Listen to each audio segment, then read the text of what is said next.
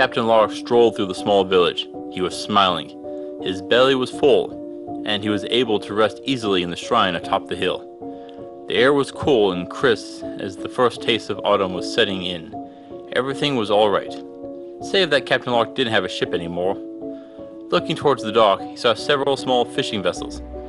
Nothing as grand as his sapphire swan. Oh, how he missed her. He stroked his chin as he walked. There was no way around it. He'd need a new one. Not one he'd find here. At least he now knew where he was, and he could make a plan. Once he could, Screams rippled through the village. The sailor took off as others ran past him. He was swept up in a maelstrom of terrified people, and he saw why. A monster was riding through town. It towered over the villagers with its red, muscular physique. There was no skin on it, only exposed muscle. It ran forward on 4 strong legs, its long arms swinging at anyone who veered too close to it. A horrible cackle filled the air as it charged towards the captain. Its single eye focused on him. He wasn't the target. No, he was just there. The sailor was knocked into a farmer's cart. Produce scattered across the ground as Captain Lark looked up at the Nuckelavee. Welcome to Mythical Phylogeny Adventures. I'm your guide, Jason. There are many horrible, vile, and malicious creatures in mythology. Across the world, few, if any, rival the Nuckelavee. It is pure malice and could easily be the incarnation for the horseman of the apocalypse, known as famine. Let's take a look at how it could even come close to such a possible comparison.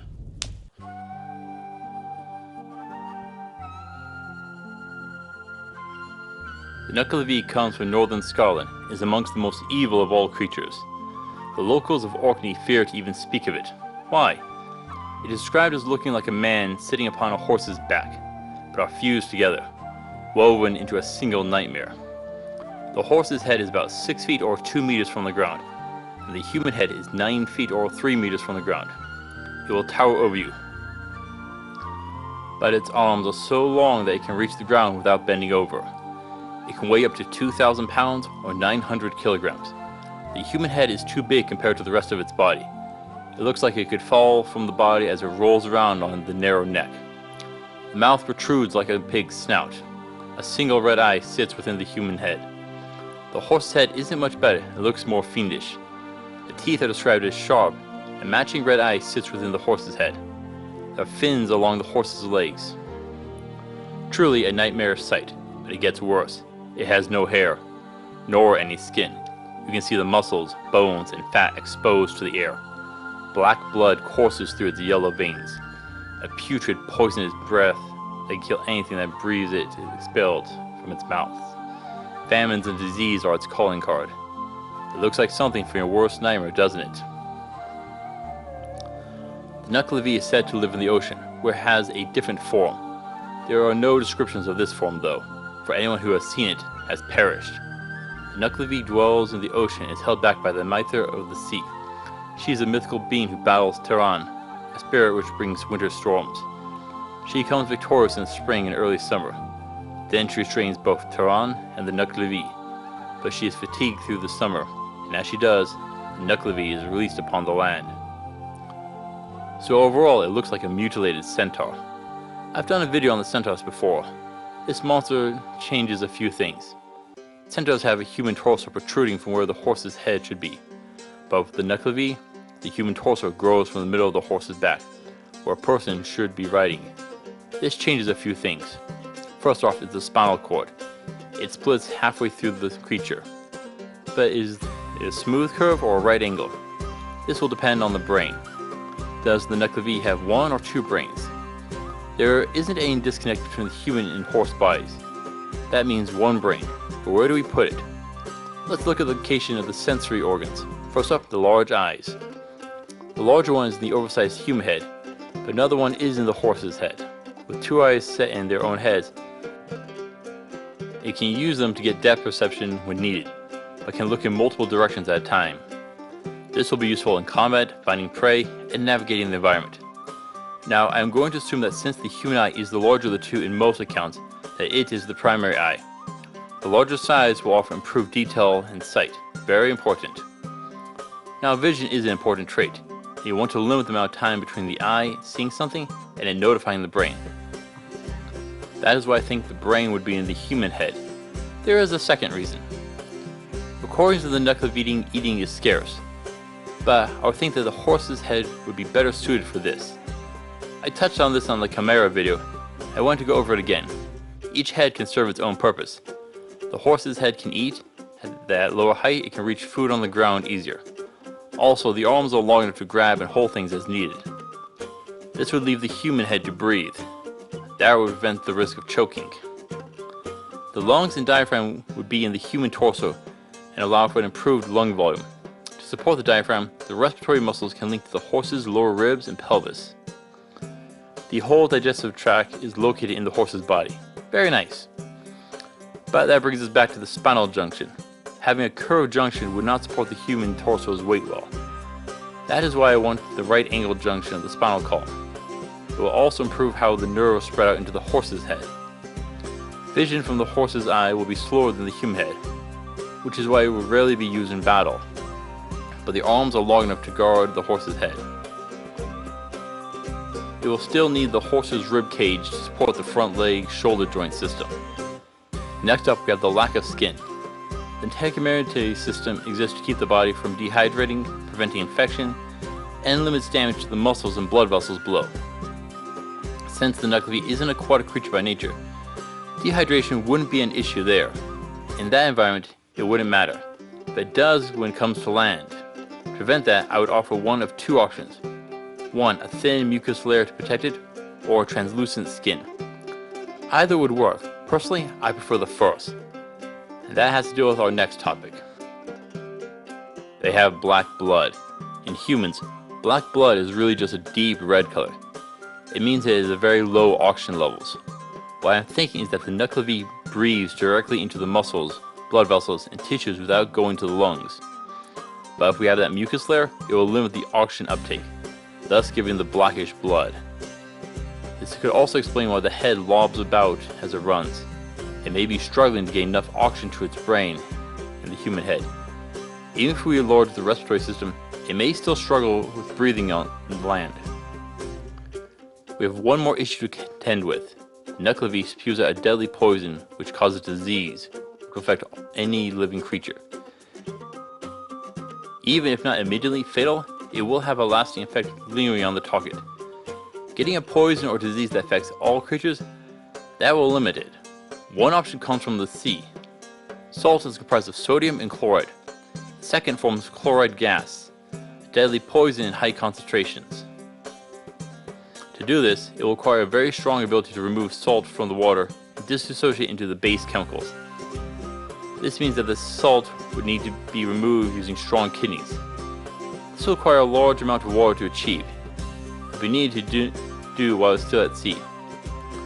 I think that the salt is extracted into the mucus. This could explain why the Nuckelavee won't cross fresh water. It would remove the salt-based mucus from its body,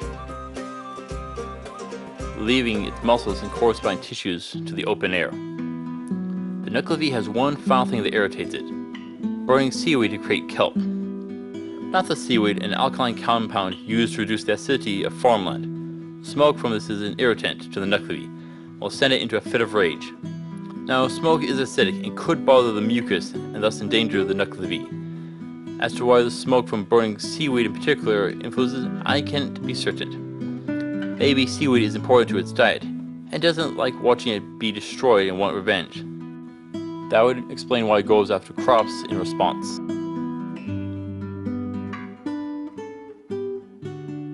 So, how do we fight the Nuckelavee? First up is the poison. Don't breathe it. Keep your distance. Cover yourself to prevent exposing skin. Use wind magic to blow it away from you, but be careful not to blow it into a comrade. It will be difficult to surround the Nuckelavee because of this.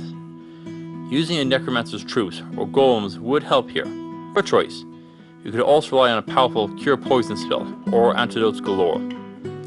If none of those are available, go range. Smoke can send it berserk, so use it at your own risk. A bow and arrow will work perfectly.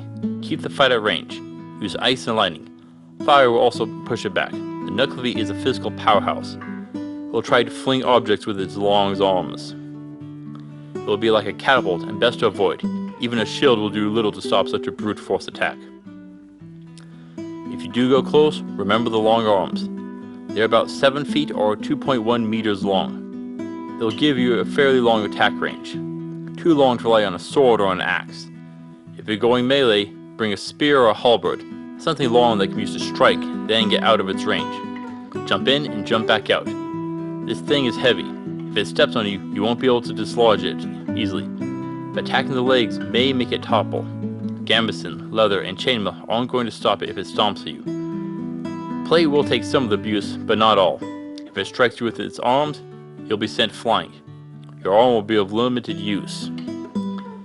In a fight and you can't win, run. You'll want to cross a river. That'll keep it from chasing you, but you could also turn to rain. This will have the same effect as the running water on the Nuckelavee. Call on your druid friend to bring the rain. Wash away this foul foe. If you have seaweed, set it on fire to create an opening. This is a dangerous gambit that could turn on you. Nuckelavee is a dangerous foe. You need to avoid its deadly poison before going up against its impressive physical strength and size. It is a deadly foe which has brought endless horrors upon victims. While it can be deterred with burning seaweed or water, it doesn't guarantee a victory. You'll be in a hard battle. That is why I'm giving the Nuckelavee a 7 of 10 for difficulty. You best be prepared for it.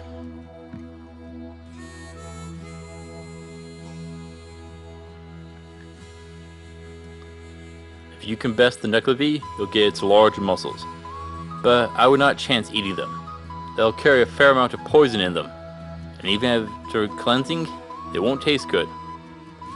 The same could be said about the mucus. It is salty and could be used to make a brine or salt some meat, but would you chance it? Its bones are thick and straight and can be used in making tools and weapons, but the real advantage comes in alchemy.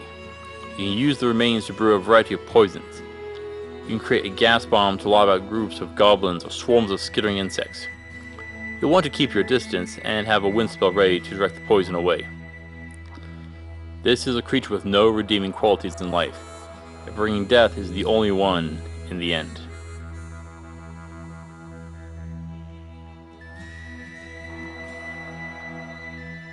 The Nuckelavee rushed at the captain. He reacted and threw flames out. It was wild and barely harmed the creature as it beat the flames back with its long arms. Foul poison spewed from its mouth. The sailor jumped sideways as a large arm lashed at him. He was sent flying as the beast chuckled at the man. He groped about with his hand and found a bundle of seaweed. There was no thought, just action as he set on fire and threw it at the Nuckelavee. The smoke filled the nostrils of the Nuckelavee and it went mad. Wildly it swang its arms to beat anything within reach. Ground, buildings, Captain Locke were all smacked about. Unbeknownst to the combatants, others were in action. Hidden at the shrine, priests, druid, and sorcerers were conspiring. They pooled their magic and summoned dark clouds above the city. Across the city, rain began to fall. It spread out over the Nuckelavee. Fresh water caused it to panic and run. It sprinted through the city on its 4 legs. At every turn, it smashed carts before reaching the fields. In one last act of malice and cruelty, it spewed forth a toxic cloud into the crops, poisoning them.